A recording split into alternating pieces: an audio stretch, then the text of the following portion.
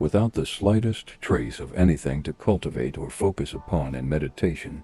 Don't allow yourself to drift even for a single instant into ordinary confusion.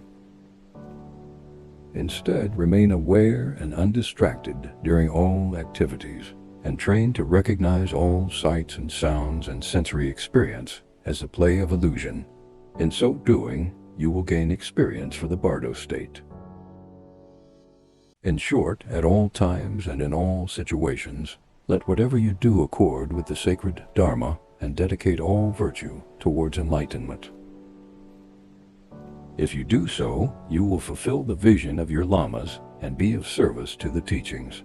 You will repay the kindness of your parents and spontaneously benefit yourself and others. Please keep this in mind.